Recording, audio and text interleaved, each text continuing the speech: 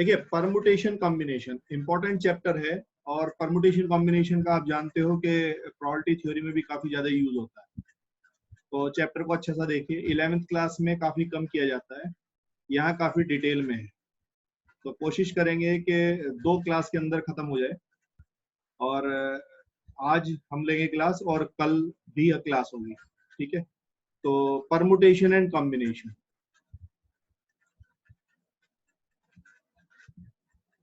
ये permutation and combination बिल्कुल start से एकदम शुरू करते हुए जा रहा हूँ। फैक्टोरियल आप जानते हो कि factorial n equal to n factorial of n minus 1, और n से स्टार्ट करके n into n minus 1 n minus 2 up to 3 to 1 तक। तो product of first and natural number is called factorial of n। ये natural number का ही exist करता है, होल नंबर का कह सकते हैं कि फैक्टोरियल 0 की वैल्यू 1 होती है। परमुटेशन कॉम्बिनेशन के चैप्टर में नोट पॉइंट्स काफी ज्यादा है, और ये नोट पॉइंट्स आपके काफी काम के हैं, इनको याद रखिए, समझ लीजिए इनको, और इनको याद भी आपको रखना है। तो जो फर्स्ट नोट है वो है factorial 2n upon factorial n equal to 135 up to 2n minus 1 2 to the power n। First n natural numbers का product into 2 to the power n, ये होता है factorial of 2n minus factorial of n। आप चाहें तो इसको prove कर सकते हैं। देखिए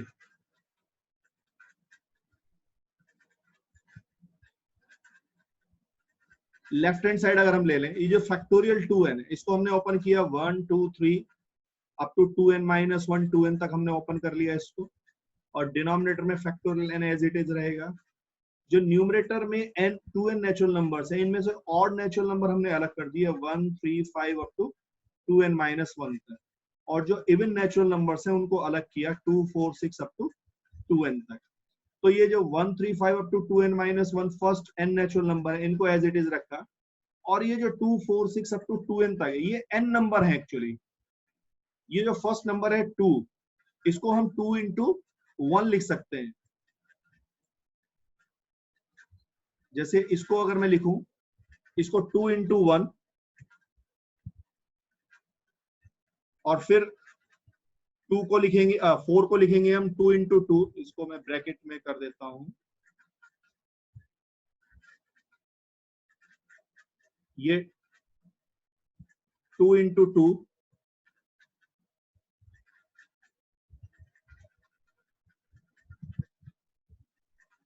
उसके बाद 2 इंटू 3 एंड सो ऑन, और लास्ट में 2 इंटू n हो जाएगा। ये it will become 2 into n। ये इस तरीके से है, ठीक है। 2 into 1 2 into 2 2 into 3 up to 2 into n तक, ये n नंबर्स हैं, और सभी नंबर में 2 है। अगर हम इन 2 को कलेक्ट कर लें, ये 2 ये 2 2 इंटू 2 2 स्क्वायर, फिर 2 cube up to n terms तक है ये, तो ये 2 टू द पावर n हो जाएगा। It will become 2 to the power n। और ये जो 1 2 3 4 अप टू n तक बचा, दिस इज फैक्टोरियल n, और ये फैक्टोरियल n इस फैक्टोरियल n से हमारा कैंसिल हो जाएगा। तो जो हमें चाहिए था 135 up to 2 to the power n minus 1 into 2 to the power n, this is the value of factorial 2n upon factorial n। ये आपको याद रहना चाहिए, काफी कैलकुलेशन में यूज होता है। factorial 2n upon factorial n equal to 135 up to 2n minus 1 into 2 to the power n। this is note number 1, ये फर्स्ट नोट है। सेकंड नोट,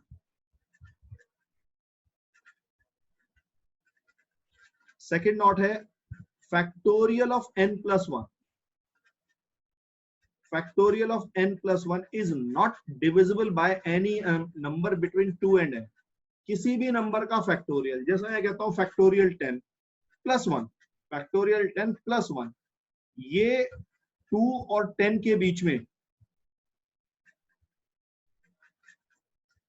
2 और 10 के बीच में जितने भी नेचुरल नंबर हैं, ये किसी से भी डिविजिबल नहीं होगा। स्टेटमेंट को देख लीजिए एक बार फिर से, factorial of n plus 1 is not divisible by any number between 2 and n। जैसे मैंने एग्जांपल लिया कि फैक्टोरियल 10 प्लस 1 अगर हम ले लें, तो this is not divisible by any number between 2 and 10, 2 और 10 के बीच में जितने भी नंबर होंगे ये किसी से भी डिविजिबल नहीं है। जैसे यहाँ पर एग्जाम्पल एक फैक्टोरियल 4 का लिया है, छोटा एग्जाम्पल है, फैक्टोरियल 4, 4 into 3 into 2 into 1, ठीक है, ये कितना हो गया 24 और प्लस 1 करेंगे 25 हो गया। तो 25 किसी से भी डिविजिबल नहीं है। 2 और n के बीच में जितने भी नंबर हैं, 2 और 4 के बीच में एक ही नंबर है 3, तो ये उससे डिविजिबल नहीं है। मान लीजिए फैक्टोरियल 4 की जगह मैं फैक्टोरियल 5 लेता, फैक्टोरियल 5 होता है 120, प्लस 1 करते 121, तो ये 2 और 5 के बीच में 2, 3 and 4, तो 3 और 4 से ये डिविजिबल नहीं होगा 121, ठीक है। तो this is the not point, factorial n plus 1 is not divisible by any number between 2 and n, 2 और n के बीच में किसी भी नंबर से डिविजिबल नहीं होगा। दो नॉट पॉइंट हो चुके हैं हमारे। पॉइंट नंबर 1 है factorial 2n upon factorial n is equal to 135 up to 2n minus 1 into 2 to the power n। और नॉट पॉइंट नंबर 2 है factorial of n plus 1 is not divisible by any number between 2 and n। ठीक है, clear है। Now, not Yes, point sir. number 3. Not point number 3.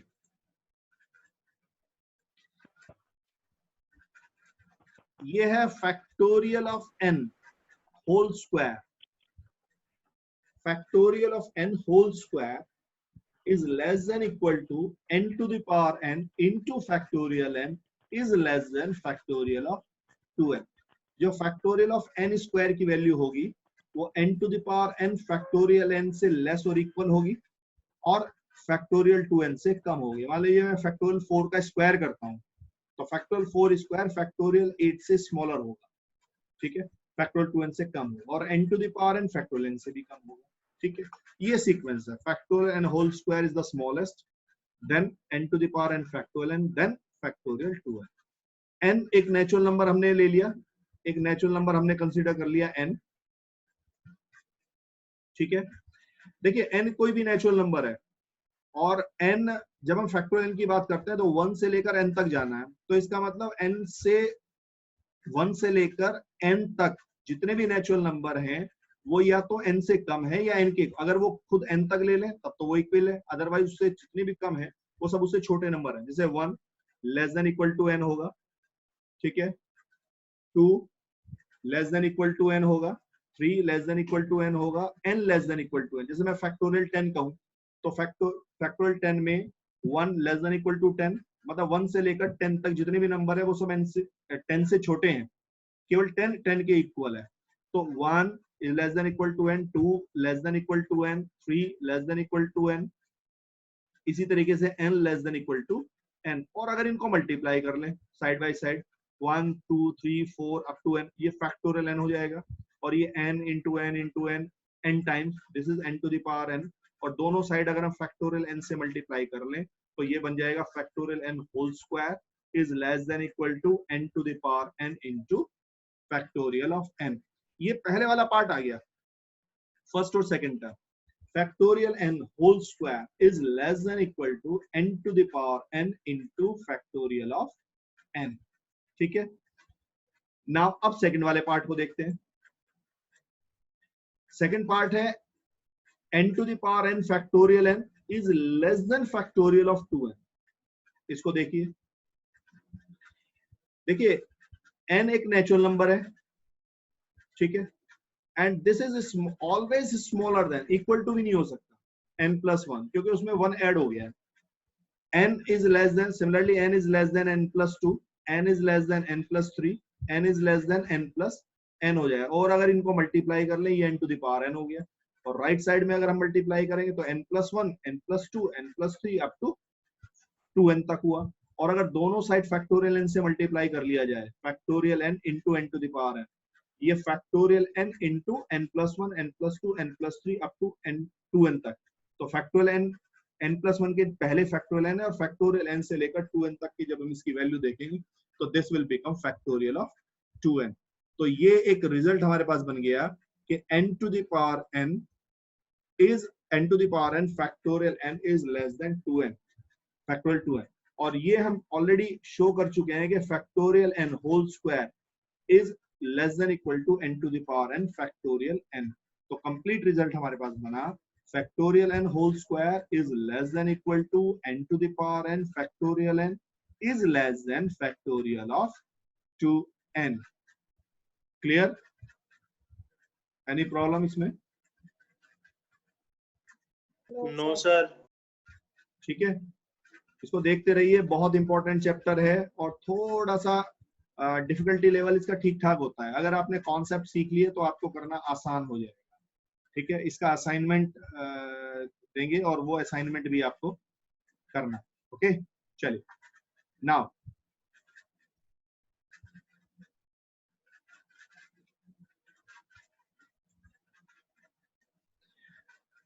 इसको समझिए, ये नई चीज है आपके लिए। Exponent of prime p in factorial n। Exponent of prime p in factorial n।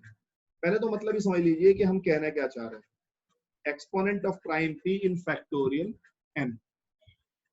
Factorial n में किसी प्राइम नंबर का एक्सपोनेंट, एक्सपोनेंट का मतलब होता है पावर, पावर कितनी होगी। जैसे मैं कहूं 30 है कोई नंबर, ठीक है, फैक्टोरियल n करेंगे तो जैसे फैक्टोरियल 4 किया, ठीक है, फैक्टोरियल 4, तो फैक्टोरियल 4 करता है तो 30 होता है। तो 30 के जो प्राइम फैक्टर हैं, 24 के जो प्राइम फैक्टर हैं, उनके एक्सपोनेंट क्या है। जैसे एक नंबर है 30, ये 30 एक नंबर है और इसके जो प्राइम फैक्टर हैं, अगर इसको फैक्टराइज कर लें तो प्राइम फैक्टर इसके बनेंगे 2, 3 एंड 5। ठीक है, तो इनके एक्सपोनेंट क्या है। 2 का एक्सपोनेंट कितना है 1, 3 का एक्सपोनेंट कितना है 1, 5 का एक्सपोनेंट कितना है। तो ये तो पता चल रहा है हमें कि जो स्मॉल नंबर है उसके जो प्राइम फैक्टर हैं उनके एक्सपोनेंट कितने, उनकी कितनी पावर है। ठीक है, ये हमें करना है एक्चुअली। अब फैक्टोरियल में क्या होता है, नंबर काफी बड़ा हो जाता है। जैसे मान लीजिए मैं कहता हूँ फैक्टोरियल 5 है, तो अगर मैं फैक्टोरियल 5 ही ले लूं तो फैक्टोरियल 5 120 होता है और 120 के कितने प्राइम फैक्टर होंगे ये देखिए। फैक्टोरियल 5 को 1 इंटू 2 इंटू 3 इंटू 4 इंटू 5 हम लिखेंगे। अब इसमें अगर मैं प्राइम फैक्टर देखूं तो 2 एक प्राइम फैक्टर है इसका, 3 एक प्राइम फैक्टर है इसका और 5 एक प्राइम फैक्टर है। अगर मैं इसको लिखना चाहूं तो एक 2 तो ये है और ये 2 स्क्वायर है 4, तो 2 क्यूब हो गया। यानी कि 2 का जो 2 का एक्सपोनेंट है, प्राइम नंबर 2 का जो एक्सपोनेंट है दैट इज 3, 2 क्यूब हो गया।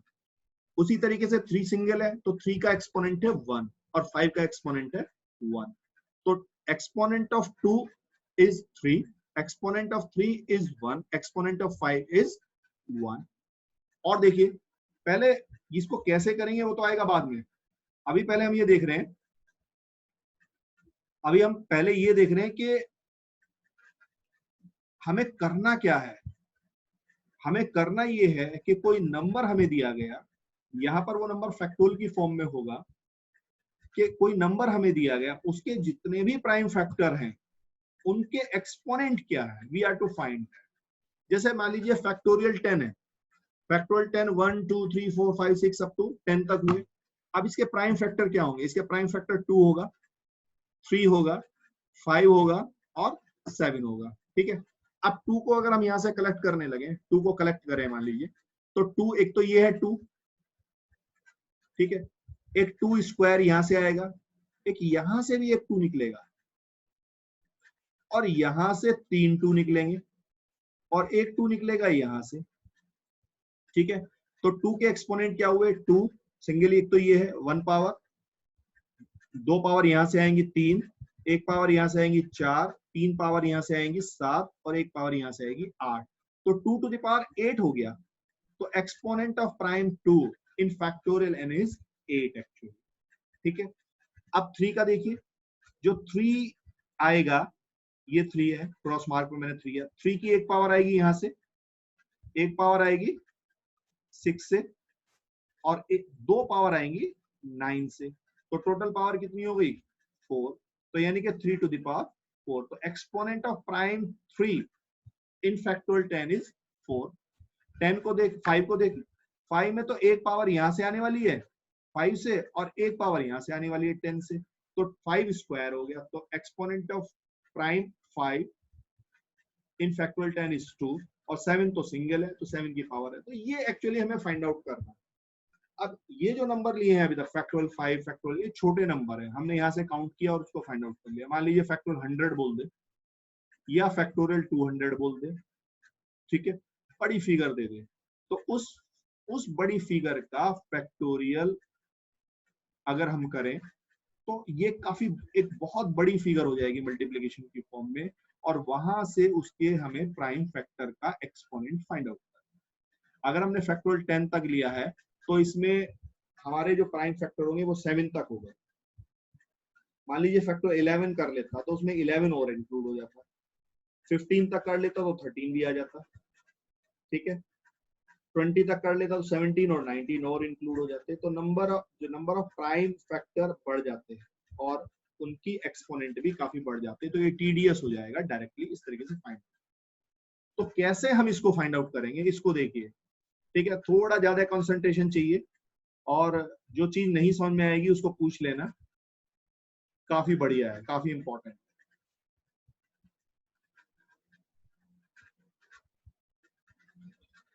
इसको हम लिखते हैं ऐसे, ये तो उसको लिखने का तरीका है, E exponent P prime in factorial N, exponent of prime number in factorial N, ठीक है।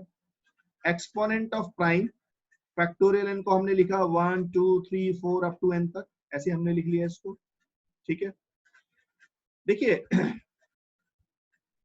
जो p से डिविजिबल नंबर होंगे, p का प्राइम फैक्टर चाहिए हमें, जो p से डिविजिबल नंबर होंगे, एक्चुअली p का एक्सपोनेंट केवल उन्हीं से मिलेगा, बाकी की हमें जरूरत नहीं है।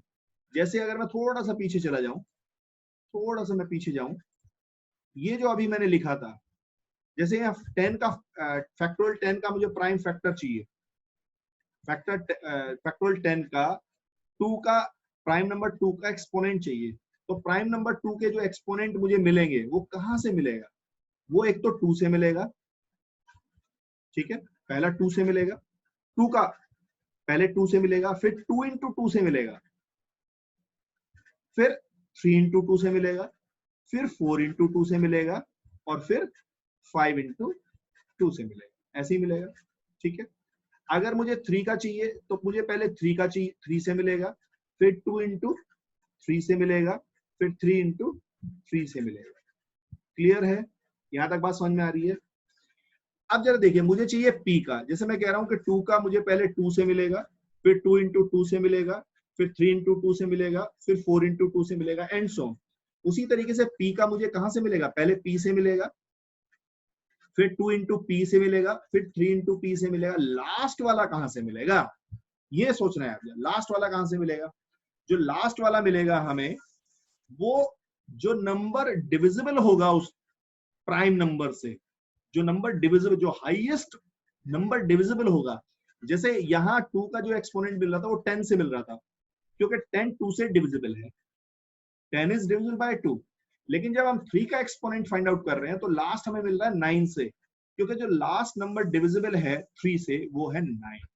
अब ये हमें कैसे पता चलेगा कि p से डिविजिबल लास्ट नंबर कौन है, तो जो p से डिविजिबल लास्ट नंबर है वो मैंने लिखा है यहां पर, this is the last number divisible by p, ये है ग्रेटेस्ट इंटीजर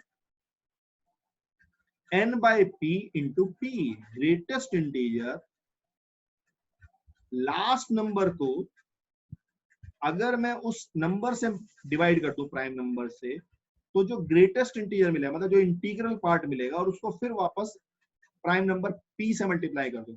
जैसे ये 10 था लास्ट नंबर और एक्सपोनेंट चाहिए मुझे 2 का, तो लास्ट नंबर 2 से डिविजिबल होगा 10 बाई 2, उसका ग्रेटेस्ट इंटीजर ले लें तो 5 आया, मल्टीप्लाइड बाई 2 हो गया 10।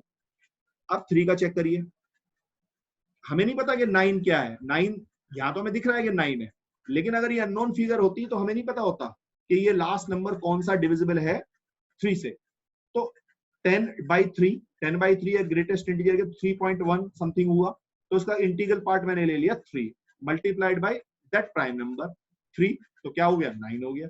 तो ये जो last number divisible by p मिलेगा वो होगा greatest integer n by p, ये greatest integer n by p into p। ठीक है, ये बात समझ में आ रही है?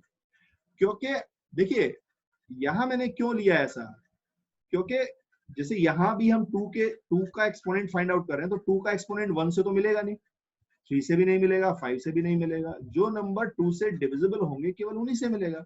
उसी तरीके से अगर मुझे p का एक्सपोनेंट चाहिए तो जो नंबर इनमें डिविजिबल होंगे p से उन्हीं से मिलेगा, बाकी से तो मिलेगा नहीं। तो p से डिविजिबल कौन से नंबर है? शुरुआत में तो p होगा, फिर 2p होगा, फिर 3p होगा, और लास्ट नंबर होगा n by p, greatest integer p।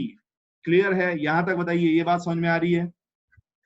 Response आना चाहिए सबका है। ईपी क्या है सर? ईपी ईपी तो ई तो ये तो सबसे पहले बताया मैंने, ई का मतलब एक्सपोनेंट और पी का मतलब प्राइम। शुरुआत में जो ऊपर मैं समझा रहा था कि हम करने क्या जा रहे हैं वहां ध्यान देना था। ई का मतलब एक्सपोनेंट, ई एक्सपोनेंट से रिप्रेजेंट कर रहे हैं, और पी हमें फैक्टोरियल एन में प्राइम नंबर पी का एक्सपोनेंट चाहिए, उसको हमने रिप्रेजेंट किया ई पी फैक्टोरियल एन। ठीक है, ये बताइए इनमें आगे समझ में आ रहा है क्या? क्लियर? कोई दिक्कत किसी को? सर आ रहा है ना समझ में? क्योंकि इसमें आगे जाने के बाद में वापस आना मुश्किल हो जाएगा, इसलिए टुकड़ों में हमें करना। ठीक है, ग्रेटेस्ट इंटीजर वाला एक बार ही बता दो सर। ग्रेटेस्ट इंटीजर एक्चुअली हम ये देखना चाह रहे हैं कि जैसे ये बात समझ में आ रही है कि मान लीजिए मैं फैक्टोरियल 10 में मुझे 2 का एक्सपोनेंट चाहिए। ठीक है, अगर मुझे 2 का एक्सपोनेंट चाहिए तो 1 इंटू 2 इंटू 3 इंटू 4 इंटू 10 में तो जो 2 का एक्सपोनेंट मिलेगा वो केवल उन्हीं नंबर से मिलेगा जो 2 से डिविजिबल है। अब 2 से डिविजिबल कौन से नंबर है? 2 है, फिर 2 इंटू 2 है, फिर 3 इंटू 2 है, फिर 4 इंटू 2 है, एंड सो ऑन। अब लास्ट नंबर कौन सा है ये कैसे पता चलेगा?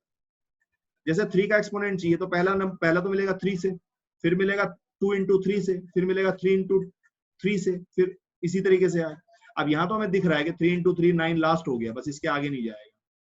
लेकिन अगर हम p का कहते हैं कि p का एक्सपोनेंट हमें कहाँ से मिलेगा, तो जो p के मल्टीपल है उन्हीं से मिलेगा। तो पहला मिलेगा p से, पहले यहाँ से p से मिलेगा, फिर 2p से मिलेगा, फिर 3, लास्ट वाला कौन सा मिलेगा?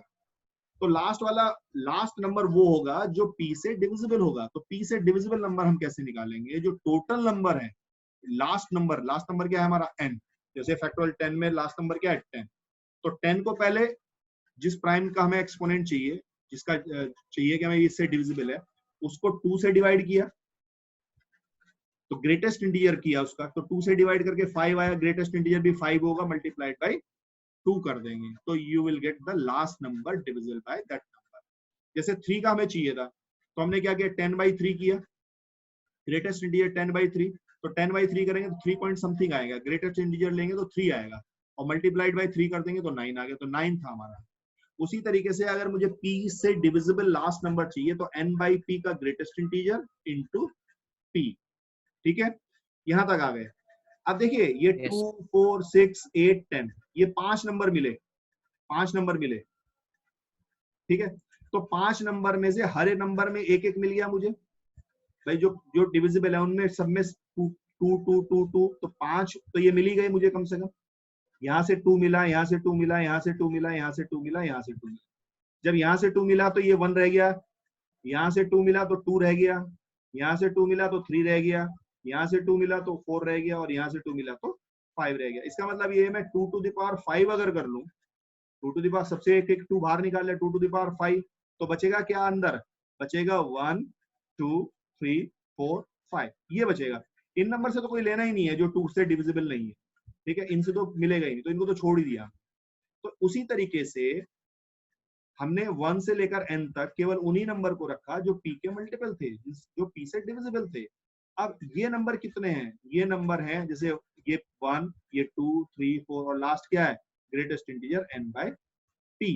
ठीक है, तो हमें टोटल एक यहाँ से p मिला, एक यहाँ से मिला, एक यहाँ से मिला, ऐसे काउंट किया तो टोटल कितने मिले? Greatest integer n by p।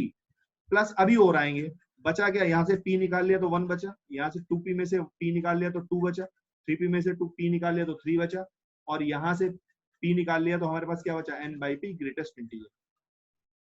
अब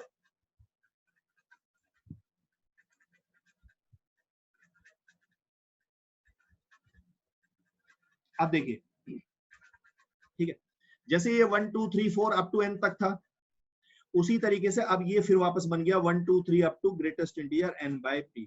लेकिन इनमें से भी हमारे p के कुछ एक्सपोनेंट आएंगे, लेकिन वो एक्सपोनेंट कहां से आएंगे, जो p से, कि p के मल्टीपल हैं।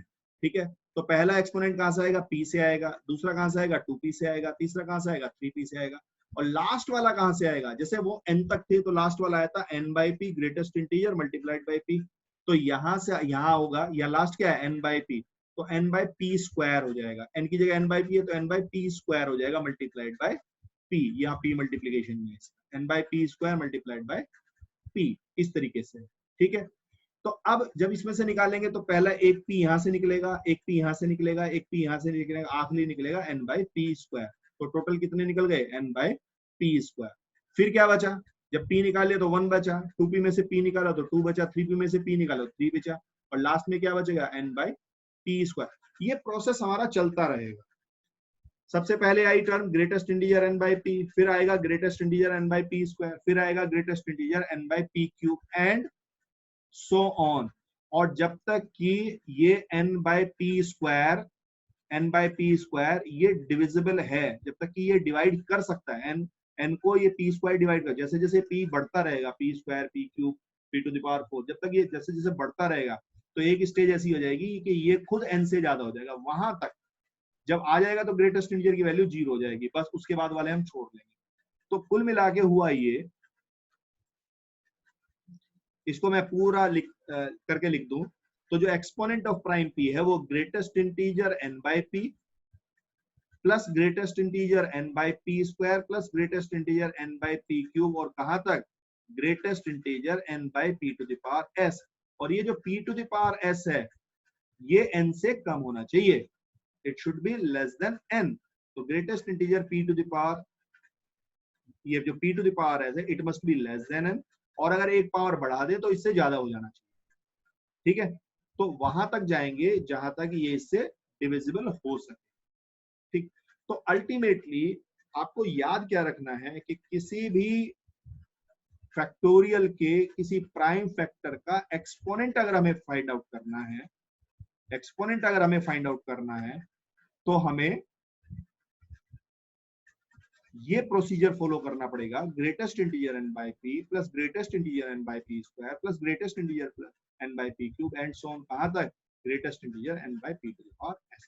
एग्जांपल बताता हूं आपको, सम एकदम क्लियर हो जाएगा। जैसे मान लीजिए फैक्टोरियल 10 में एक्सपोनेंट ऑफ 2 फाइंड आउट करना है, अभी मैंने वैसे लिख के 1 2 3 4 लिख के कर दिया था, तो एक्सपोनेंट ऑफ 2 था 8, 2 टू द पावर 8 बना था, तो एक्सपोनेंट ऑफ 2 वाज 8 था वहां पे, वो हमें पता है कि 8 था। अब इससे देखते हैं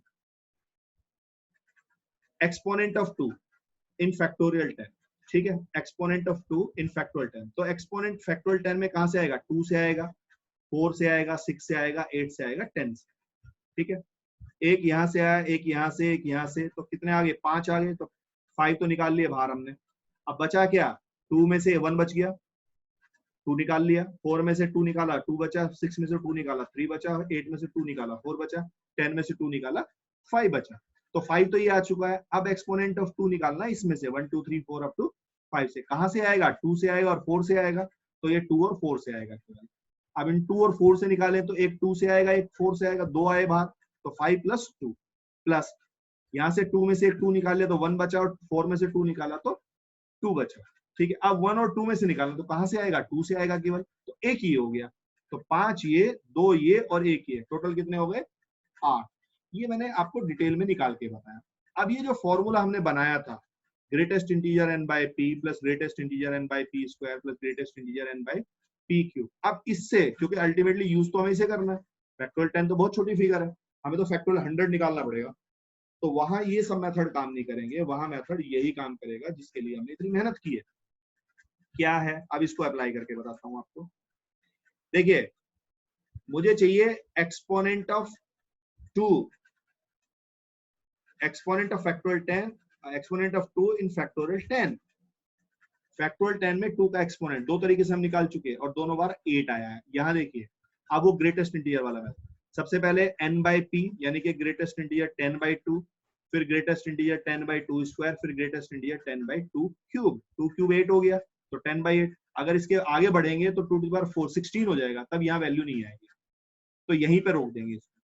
10/2 इज व्हाट 5, 10/4 करेंगे तो 2.5 होगा। 2.5 का ग्रेटेस्ट इंटीजर कितना है?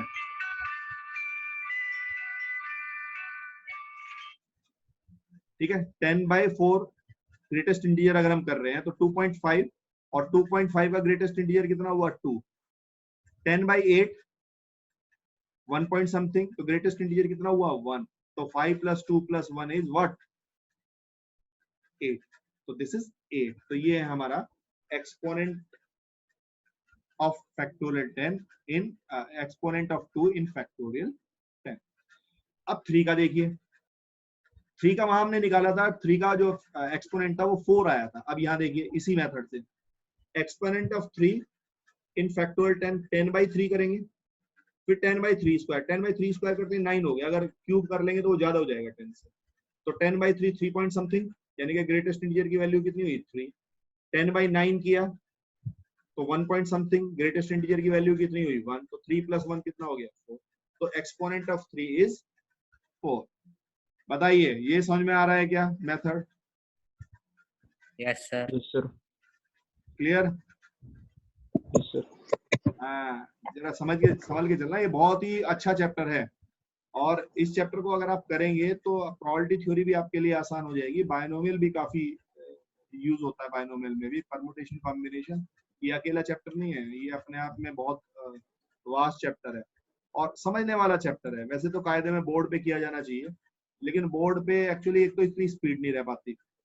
हमारी कोशिश ये है कि जो 12th के जो बच्चे हैं, जो 12th का बोर्ड एग्जाम दिया है, उनका एक बार ये इस दौरान रिवीजन हो जाए तो अच्छा है, क्योंकि एग्जाम होगा 20-22 जून के आसपास। ठीक है, तो हो जाए तो अच्छा है एक बार सिलेबस, तो इसलिए हम थोड़ा फास्ट चल रहे हैं। अगर बोर्ड पे करेंगे तो इतना तेजी से चल नहीं पाएगा। ओके, चलिए और लेते हैं। देखिए जरा एक क्वेश्चन है, what is the largest integer n such that factorial 33 is divisible by 2 to the power n। अगर आप इस सम को देखोगे, केवल नीचे का ना देखें, केवल सम को पढ़ लें एक बार। जब आप इस सम को पढ़ोगे तो आपको ये पता भी नहीं चलेगा कि ये परमुटेशन कॉम्बिनेशन का सम है, आपको लगेगा कि ये नंबर रियल नंबर सिस्टम का सम है। फैक्टोरियल 33 से ही पता चलता है, फैक्टोरियल आ रहा है तो परमुटेशन का कुछ यूज हो, अदरवाइज ये जो टाइप है ये रियल नंबर जैसी लगती है। ठीक है, इसका टाइम भी खत्म होने वाला है, दोबारा से एंटर करेंगे। तो हमें फैक्टोरियल 33 जो डिविजिबल हो 2 to the power n से, देखो 2 पे एक प्राइम नंबर है और 2 to the power n से डिविजिबल होने का मतलब ये है कि 2 to the power n largest number है, n लार्जेस्ट है, तो 2 to the power